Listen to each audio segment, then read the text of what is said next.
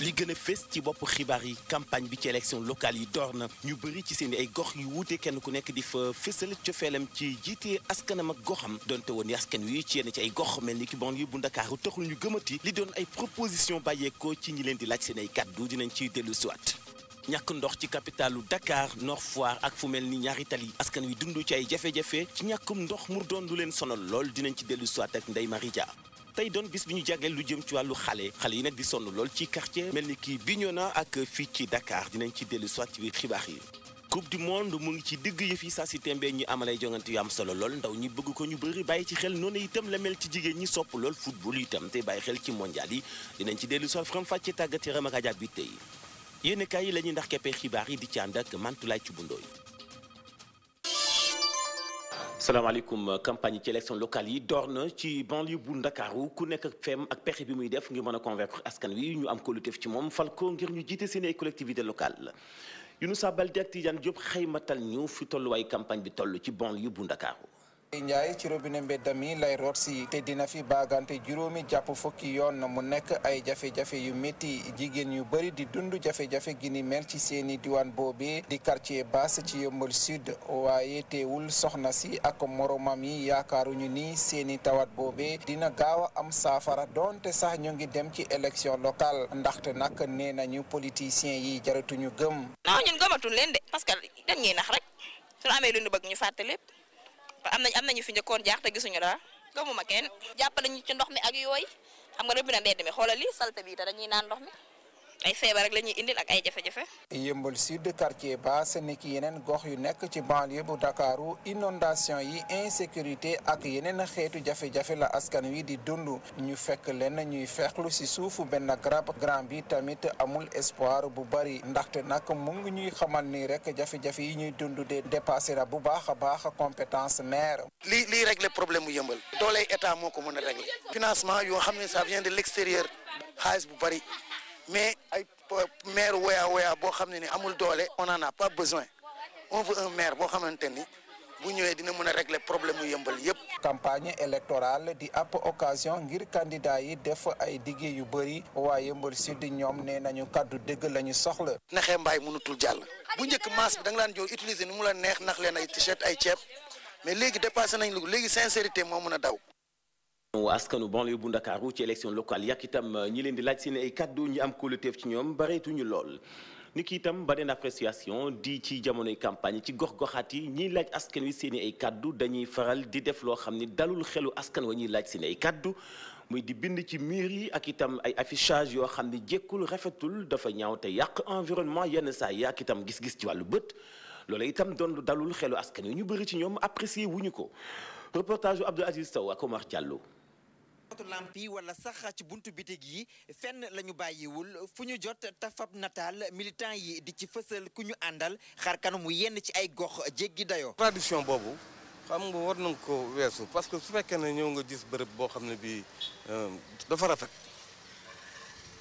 am na foo xam ne fii ay panneau wala ay feneen foo xam ne fii xëy na moo gën a adéquat pour nga def fa affiche que ngay ñëw di fekk miiru jàmbur boo xam ne bi kii d'une façon anarchique nga koy yàq. mucc ci jile jëf doon na lu yombul bind ci miiru jàmbur yi muy lu yenn politique yi di def askan wi di ko ñaawlu. message yi moom rafetlu ma ko parce que nit moom da ngay am respect ak cër romb nit ki xamoo ko xamu la mu nekk beneen parti yow nga nekk beneen parti nga contour ko ba tax ngay bind di ko saaga wala di bind loo xamante ni xamoo ko sax du jikkoom loolu moom rafetlu ma ko. ñuy bind ak a taf ni mu leen neexee fu leen neex jëf ji niru maa tey moo ne dey ñoom ñii ñooy dagaan baatu askan wi ngir defar gox gi bëgg-bëgg bi ak jëf ji uute lool. fu leen neex wax lu leen neex tax seeni photo loolu moom xamuñu ko woon ci affaire yi sama carte moom maa ko moom te kenn du ko jënd te man it kenn du ma jënd peinture jàmbur yi nga xam ne dañ ko defar ba pare ñu ñëw bind ci di def yu kenn xamul yooyu moom rafetul moom wax dëgg yàlla. woy politique yi war ñaax seen ib ñooñ ndax ku bëgg a jiiteb gox waro sàllook jëf ju ni mel. Abdoul Aziz Sow ba tey leneen ci wàllu campagne bari na lool ay politiciens yoo xam ni dañuy manipuler ay journalistes yenn saa yi xeex nañu fii song nañu ma fii sànni nañu ma fii xeex dañoo génne paaka ak yat ci man te fekk na la ñuy wax dara amu ci di manipuler loolee taskatu xibaar yi war nañ ci bàyyi xel bari na lool ay rédaction yu nemmeeku nañu leen muy rajo privé yi nga xam ne ñoo jiitu ci Sénégal am ci loolu expérience mel ni ki Sud FM mel ni ki itam Walfadjri bàyyi nañu xel bu baax loolee muy manipulation bi bàyyeekoo ci politiciens yenn saa yi télé nekk ca ginnaaw yi seen ay kàddu dëgg du ci laxasu waaw kay loolu laa wund reportage bu Oumou Khayri Bass Diakhabi mal li di élection locale yi nekk nag ci campagne électorale maanaam bi mel ne tulleeg màlle ci loolu nag ana ban taxawaay la taskatu xibaar bi war a am saa su waree jottali kàddu ñi nga xamante ne ñoo di dingat baatu askan wi. journaliste bi li ñuy xaar si moom tamit xam na ko ndaxte jàngal nañ ko exercer na ko loolu du loo xamante ne nit mën na si am tiitaange wala lu muy ragal. li ñu seetlu si liggéeyu tasum xibaar mooy ne propagande bari na si. Sénégal dafa bëri lool li ñuy def propagande ak li ñuy def communication ci place information. waaye nag mu des si gis-gisu Ousmane Sène bu Walfadjri si taskatu xibaar bi mu xam ne métier dafa am lu ko tënk. journaliste bi moom yow yaay xam li la tax a jóg lan la te mooy itam xibaar ki nga xam mu ngi lay déglu xibaar yu wér te wóor te nga ànd ak objectivité. ndax journaliste bi mën naa tëddee njaaxaanaay ci bile campagne électorale nga xam ne ñu bari ci ay naataangoom dañoo samp seen nënd. bu tiimee liggéeyam am na lu ñuy xaar si moom te lu ñuy xaar si moom moo ëpp doole fuuf leneen loo xamante ne mooy ay relation yu développé su demee ba nga xamante ne relation yooyu war na mën a influer wu si liggéeyam mën na wax clause de conscience maanaam du si bind du si wax. journaliste bi lu muy nekk sa confrère lu muy nekk sa xarit bu duggee ci élection kooku dafa tànn yow nag nga tànn des ci métier bi kon defal la métier bi santaane. la mu ca teg mooy ne traitement wu information dafa am keneen ku bëgg li nga xamante ne mooy jaay sa image da nga war a jàll si li nga xamante ne moom la ñu ko jagleel mu di service commercial. jamono yi ñuy campagne am na ci askan wi ñoo xam ne ñu ngi souffrir ci Nord Foire ak ci ñaari tali askan waaye fan a ngi nii yoo xam ne amuñu ndox mu sell mu ñu naan te amuñu benn information bu bàyyeekoo ci waa SDE Ndeye Maria. ñàkkum ndox doon jafe-jafe gu ñu yàgg nemmeeku ci Nord Foire waaye mel na ni mbir mi dafa gën a tax fan yi ñu génn ba tax askan wi yeewoo foofu mer ba futt la ñu def. wallooy dañoo tay dafa gën a empiré wu léegi moom 4 heures 3 heures du matin sinon duñu am ndox. dafa gën a empiré wul nag foog nga yeewu heure yi pour mën a am ndox. waaye fi ne bëggatuma fi dara. doo da ngay stressé wu doo nelaw guddi doo nelaw bëccëg. mbir mi mel na ni yitteel leen lool ba tax ba ñu séenee la ñu bàbbeeku ñëw di xamal ni. ñoom taluñu campagne di artu bépp candidat. politiciens yi bu fi ñëw dañ lay sànni xeer fii kenn du fi taxaw dégluwuñu kenn ndax dañoo sonn résoudre nañ leen suñ problème mu ndox mi nit mën na dund saa ndox. ñu ko tal balaa ngay campagne da ngay am ndox. taluñu campagne waaw ndax benn candidat jaar 2 ans sonn nañu kenn mënuñu dimbali. ci benn tali itam lu ni mel lañ fa nemmeeku ñoom ne ñàkkum ndox mi sonal na leen lool. 2 heures la suñuy robinet ji 6 heures du matin dina ko fekk tëj. fay 6000 francs wala 7000 dem S2 rooti bu mag ba sonn nañ lool fii ci benn tali surtout nag ñun restaurant kat yi. ñoom fas yéene nu amal doxub ñaxtu ba fële ci S2. ñu ngi koy waaj nag marché bu nekkul semaine bii di nekk semaine bee di ñëw. ñun nag takku nañu waa koñ Laasana 2159 su dee mënuñu rétablir ndox ku ci indi facture ndox dinañ defanteeg moom waaw. li leer ba leer candidat yuy def seen campagne ci gox yooyu le Nord Foire ak benn tali ngir am baatu askan wi faw ñu andi saafara ci wàllum ndox mi. Ndeye Maria tey jëlee ci suba la ñuy inauguré poste de péage bu nekk ci Colobane nga xam ni camion yi bu ñu yebee ba noppi fa la ñuy jaar ngir bañ a yeb poids bu ëpp boo xam ni du sabab lu dul yàq tali bi mu nekk kon benn poste bu am solo boo xamante ni bi respecté normes yi rek lañ ci jublu ba bépp infrastructure bu ñu defati surtout tali yi mu doon lu mën a yàgg lool bu ñu xoolee li ci dugg ci xaalis toll na ci juróom-ñetti fukki millions ci francs CFA Mambey Ndiaye. yile autorité ay camion di def démonstration ngir nag xam seen dayok diisaay kon liggéey ba yemb na camion yi faw rek ñu jaar ci poste de pesage bi ngir soogaa wéyal seen ab yoon na liggéeyu poste ba nag di la ñu xayma ci lu ëpp juróom-ñetti téeméeri millions ci suñuy koppar. fàttali ne station bi mu ngi jar un peu plus de 871 millions de francs CFA donc effort bi nga xam ne am na importance léegi kii dafay permettre ñu def pesée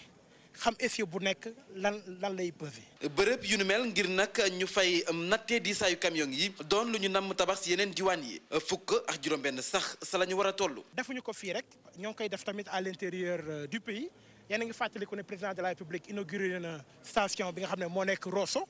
bu yàggul ñoo ngi tey joxe clé yi fii en définitive 16 stations la ñu war a def ci Sénégal nga xam ne dafay def pesage système pesage bi la. solo yi les postes de pesage di fexe rek ba aar tali bi waaye it moytandiku yenn xeetu accident yi. Nous savons que la surcharge à l'essieu a un impact immédiat sur la route. ak ubbi teg poste de pesage bi dem baax dikk ba si yoonu Diamniadio bi nga xam ne camion yi yàgg nañu ko xatal dana delluwaat si oyofam ga woon na. tey mooy fukki fan ak juróom-benn ci weeru juin mooy bis bi ñu jagleel lu jëm ci wàllu xale ci Afrique gi yépp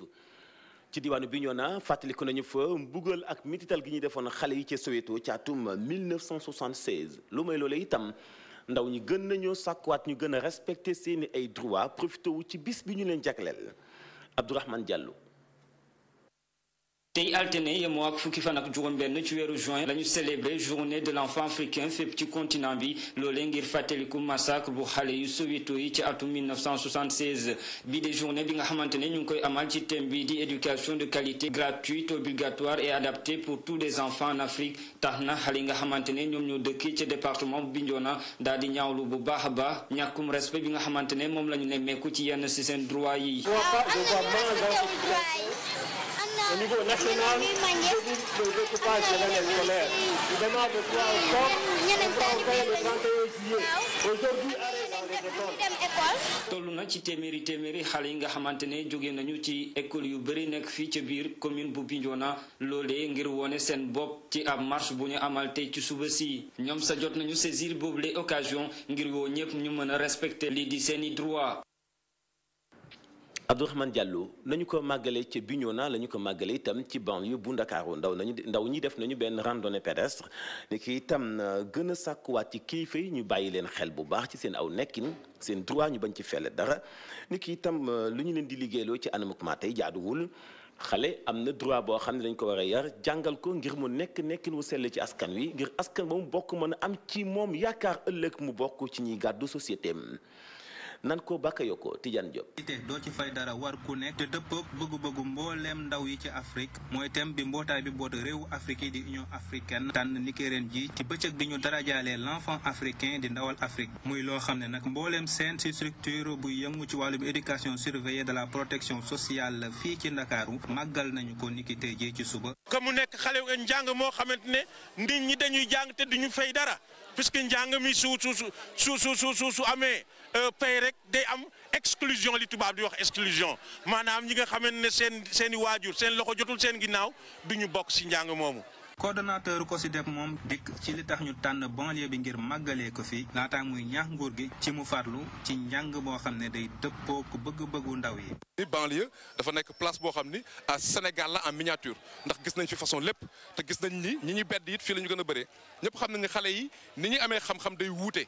ndaxte seen ñi leen yàlla bindee mën naa wuute kon il faut ñu am njàng boo xam ni dafay tenir compte déjà ci dëkk bi ñu nekk ñi dañoo am ay laago donc ñu am ay méthodes éducatives façon njàngaleen boo xam ni dafay ànd ak mën-mën ak nekkinu xale bu ne. tolloon nañu ci li jege junniy ndaw ak i tuut tànk yoo xamante ne bi bokkoon nañu ci doxu tàggatu bi ñu amal niki tey ji suba ngir xumbutee fi gone yooyu sàkkuwaale nañu ci benn pancarte ñu xeex yalwaan gi liggéey bi ñuy teg tuut tànk yi di leen dugal ci néegu sëy ci lu nekkul seen coobare laataa ñuy seen ci yeneeni pancarte ñu si naan ànd nañu ci ñu teg ay daan képp koo xam ne rek dangaa laal ci wàllum sinébar. ay syndicalistes yi tënku ci wàllu éducation sàkku ñu annulé baccalauréat ba ca Mali attentat ca Kenya bu boom ñeent fukki bakkan ak juróom-ñett loolaay la gën a fes ci xibaaru bitim réew yi ñu Pape Cheikh Silla di Faram Fàcceel.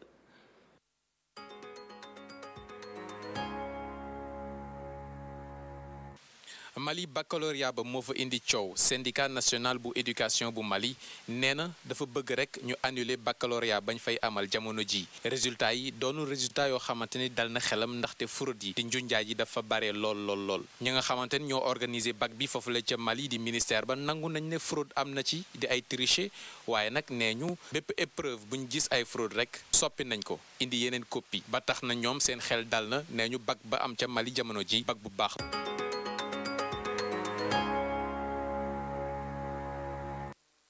islamiste yu Somali ñoom nee ñu ñoom ñoo def attentat bi amoon jamono ji ca Kenya ñaari fan gannaaw attentat yooyu ci gox bu ñuy wax Impeketoni ñoom kon yëglu nañ ba wax ne ñoom ñoo def jëf ju ni mel ci fayantoo bu ñu doon fayantoo ak l'armée bu Kenya gannaaw bi mu leen songee ay song yu metti congo gi nag ñu jàpp ne kon islamiste yu Somali ñoo ko amal foofu la ca Kenya congo gi nag bokk ci gën a metti gannaaw ba amoon ca Nairobi di capitalu réew ma defoon juróom benn fukki nit ak juróom ñaar yu ci ñàkkoon seen bakkan congo gi tamit jubluwaayam moom moo doon nasaxal tourisme bi di tubaab yi ñëw foofule ci réew bu Kenya.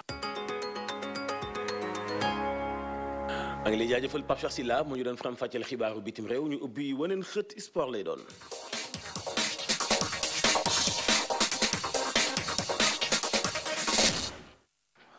salaamaaleykum Adja Biteye. aleykum salaam alaaji dañuy tàmbalee xibaaru tàggat yaram yi ak lu soxal coupe du monde xam nga ne jamono ji ma ngay am foofu ca Brésil mu nekk nag tàggatu goo xamante ne lu soxal góor ñi la waaye jigéen ñi dañu nemmeeku ne ñu bëri ñoom duñu suivre yi lay jongante yi lay compétition lu ko waral ñenn ñi nag nee nañ li Sénégal bokkul ci lay jongante ñeneen ñi ne ñoom dañu am yeneen ité yoo xamante ne moom la ñuy dox dañ si ànd ci reportage Gora Ndaklo Madani Mariga. coupe du monde bi di am ca Brésil ba tax ñi bëgg football jagleel waxtu yu bëri ci mbir moomile mu nekk lu yëngalul benn yoon jigéen ñu bëri. coupe du monde bi non bi yoon seetaanu ma ko nag Cameroun de laa ci xam à part loolu xaw ma ci leneen. dama xamul si football dara rek man neexuma nag bëgguma ko daal moo tax intéressé wu ma gisoo dañ koy seetaan sama néeg moo tax ma génn. bu ñi bëggul football ba duñu ko seetaan am na yeneen jigéen yu xam le ni dañuy seetaan lile di coupe du monde bi. man dama koy faral di ko seetaan. oh am naa ci équipe Brésil xam naa ci mais bëriwul noonu de Ghana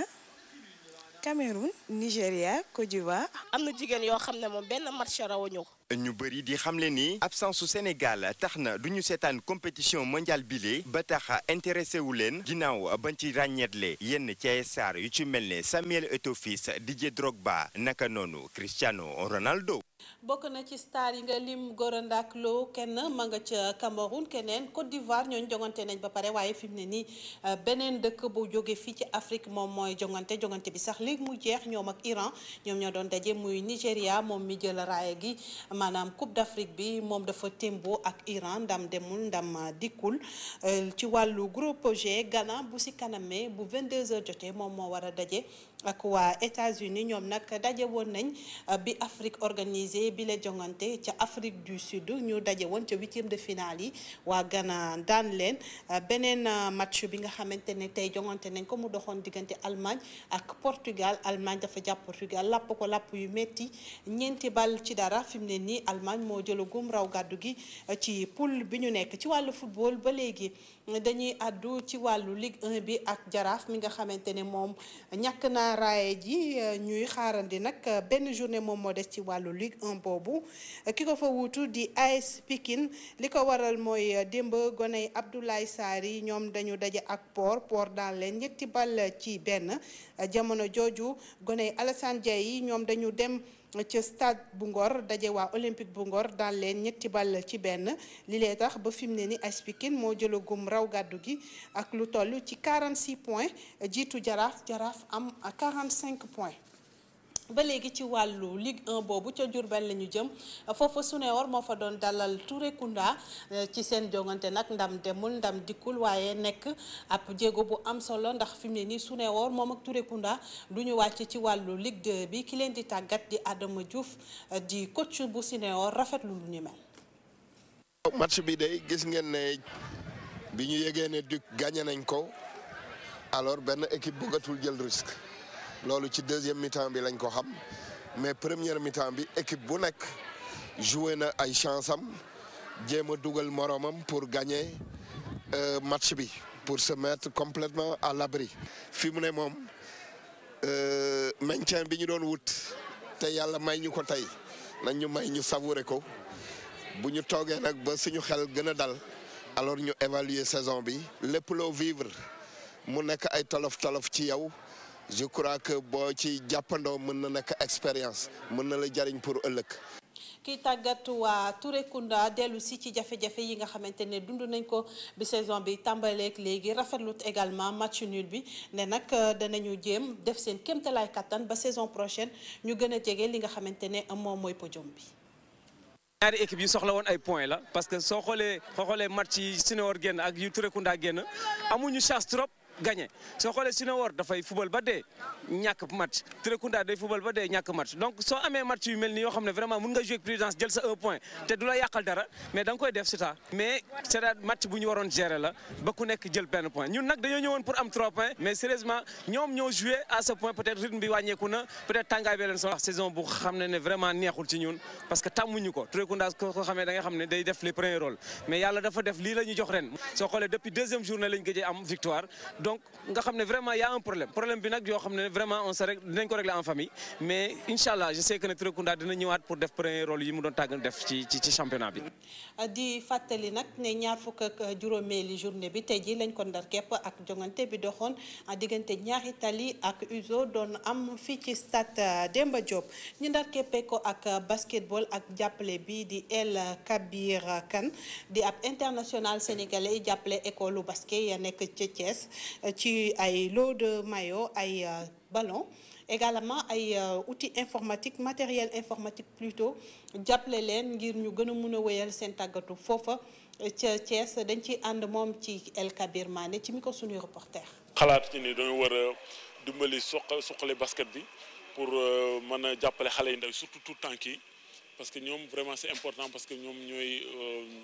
ëllëg quoi ñooy dooni mag ëllëg donc ñun pourquoi pas ñu jàppale xale yooyu ci seen jàng ak ci basket bi donc loolu tax ñu indi ay dàll toll na ci boo ko xayma toll na ci juróomi téeméeri teg ak ñaar téeméeri t-shirt téeméeri bal donc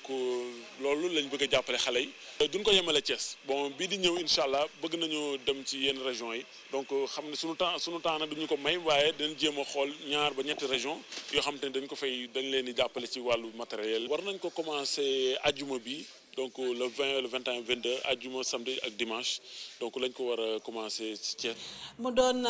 Malick Badiane doon addu ci wàllu wolof bi ci kaddu El Kabir Kane alaaji may fàttali ne nag bu ci kanamee ci benn hôtel de la place am na fa ndaje bu am solo soxal làmb Balla Gaye numéro 2 moom ak Bombardier dinañu dajewaat bi yoon nekk seen face to face bu mujj ñi ko amal di waa Aziz production dinañ si ñëwaat ci suñu yeneen jotaayu xibaar alaaji ma joxaat la témoin bi. maa ngi lay jaajëfal Adja bi tey nekkoon ci ñeenteelu plateau doon ñu faram fàcceel xibaar yi ci wàllu tàggat yaram